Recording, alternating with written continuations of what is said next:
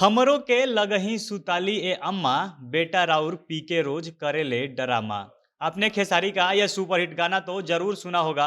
अगर आप खेसारी लाल यादव के फैंस हैं तो आज भी आपके प्लेलिस्ट में यह गाना कभी ना कभी जरूर ही बज जाता होगा।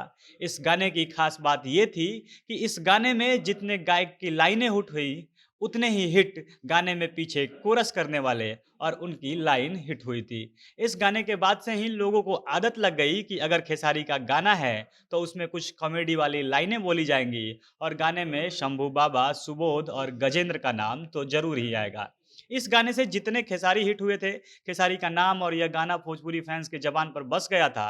ठीक वैसा ही नाम गाने में कोरस करने वाले शंभू बाबा, सुबोध और पियक्कड़ की एक्टिंग करने वाले गजेंद्र का हुआ था। इस गाने में एक जगह खेसारी, जो एक महिला की बात को अपने गाने के माध्यम से गा रहे थे, अपने शराबी पति को बोलते हैं धैले बा सुबोधवा के संगत। और तब से बिहार में यह टैगलाइन बन गया था कि कोई भी आदमी अगर नशे में दिखता तो लोग उसे कहते थे ई त सुबोधवा के संगत धैले बा। इसके बाद से सभी कलाकारों के साथ खेसारी के सैकड़ों गाने आए। हर गाने में इनके नाम का जिक्र जरूर होता था। ये लोग साथ काम करते थे। धीरे धीरे खेसारी की प्रसिद्धि मिलते गई और वो ट्रेंडिंग स्टार बन गए, विश्व में सबसे अधिक बजाए जाने वाले सिंगरों की सूची में शामिल हो गए। लेकिन ये कलाकार जहाँ थे वहीं रह गए, यानी कि खेसारी के जीवन में ये पीछे छूट गए। आज इनकी हालत बद से बदतर हो गई है। ये लोग वो कलाकार हैं जिनके साथ खेसारी 300 रुपए में कीर्तन करने जाया करते थे। एक रोटी में आधा आधा हिस्सा लगाकर खाया करते थे। अपने ससुराल तक जाते तो खेसारी इन लोगों को साथ लेकर जाते थे, कपड़ा भी एक जैसा खरीदते थे। आज ये कलाकार किस हाल में हैं, वो खेसारी के बारे में क्या सोचते हैं, उनकी खेसारी से क्या शिकायतें हैं, सब वीडियो में आगे बताएंगे। पर उससे पहले नमस्कार, झमाझम भोजपुरी देख रहे हैं आप और मैं हूं सन्नी मिश्रा। कैमरे के पीछे हमारे साथी विशाल खड़े हैं। अभी हाल ही में एक कार्यक्रम के दौरान जब खेसारी का हमरो के लगही सुताली ये अम्मा गाने में शराबी बनकर डायलॉग बोलने वाले गजेंद्र मीडिया वालों से बात कर रहे थे, तो उन्होंने बताया कि उनका नाम अब गजेंद्र पियक्कड़ हो गया है। असल में वो शराब को हाथ तक नहीं लगाते, लेकिन उस गाने से उनको इतनी प्रसिद्धि मिली, उनका पियक्कड़ वाला कैरेक्टर लोगों को इतना पसंद आया कि उन्होंने अपना नाम ही गजेंद्र पियक्कड़ रख लिया। यह गाना एंगल म्यूजिक से रिलीज हुआ था और वो जमाना, उस समय यह गाना आया था जब यूट्यूब और सोशल मीडिया का दौर शुरू नहीं हुआ था। यहाँ तक कि इंटरनेट भी सबके पहुंच से दूर था। इस समय गानों के सीडी बिकते थे और गाना सीडी कैसेट्स के द्वारा ही अलग अलग जगह पर बजाया जाता था। जो भी गाना हिट होता था, गायक का नाम सब लोग जानने लगते थे, लेकिन उसमें काम करने वाले जो सहयोगी होते थे, उनका दर्शकों को जो उनकी कला होती थी वो तो पहुंच जाता था उन तक, लेकिन उनका नाम, उनका चेहरा दर्शक नहीं जानते थे और वो गुमनामी में दबकर रह जाते थे।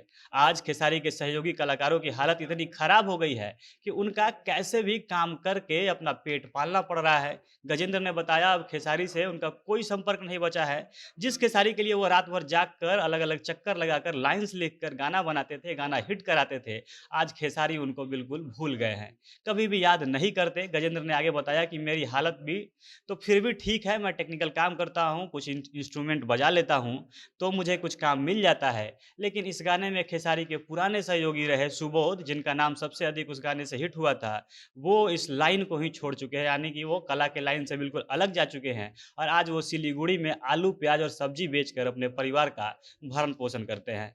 इसके आगे गजेंद्र ने बताया कि खेसारी का हिट गाना पियवा रहेला सऊदी, सैया अरब गइले ना जैसे तमाम सुपरहिट गानों में औरत बनकर लीड डांसर का रोल निभाने वाले, जिनका नाम गार्ड बाबू था, आज इतना उनका बुरा हाल है कि जो घर बनाने में सेट्रिंग यूज होता है वही काम वो करते हैं। और उनकी 5 बेटियां और एक बेटा है, परिवार का भरण पोषण ठीक से नहीं हो पाता है, वो कैसे भी अपना पेट पाल रहे हैं।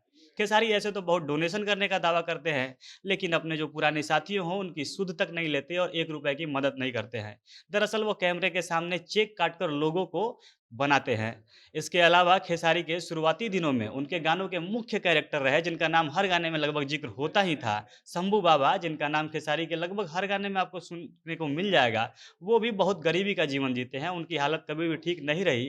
शंभू बाबा कहते हैं कि जब खेसारी को कोई काम नहीं मिलता था, कोई उनको नहीं जानता था, तब मैं 700 रुपये में उन्हें कीर्तन कराने ले जाता था। कभी कभी तो ऐसा भी हाल आया जब यह कराने वाला 700 रुपये के 400 रुपये खुद रख लेता था और 300 रुपये में ही हम लोगों को आपस में बाँट कर आना पड़ता था।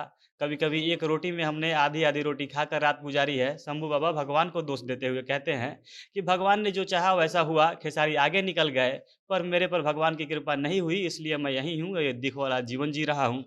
लेकिन उनके चेहरे पर जो दुःख है वो साफ समझा जा सकता है। अभी कुछ महीने पहले छपरा में एक कार्यक्रम के दौरान जब खेसारी और शंभू बाबा की मुलाकात हुई, जहाँ खेसारी ने ये माना था कि शंभू बाबा उन पर गुस्सा हैं और मेरे बारे में कुछ भी बोलते हैं, लेकिन आज भी खेसारी ने कहा कि हम इनका इज़्ज़त करते हैं। अगर आप खेसारी के फ़ैन हैं तो आपको हमारी ये बातें अच्छी नहीं लगेंगी, लेकिन आप उन पुराने गानों को देखिएगा और तब आप सोचिएगा कि खेसारी के जो करियर है उसको बनाने में इन कलाकारों का क्या योगदान रहा है, उनका क्या अहम रोल रहा है। बाकी आपको हमारा ये वीडियो कैसा लगा कमेंट करके ज़रूर बताइएगा। झमाझम भोजपुरी देख रहे थे आप। भोजपुरी इंडस्ट्री से जुड़ी अन्य खबरों के लिए हमारे साथ बने रहें। धन्यवाद।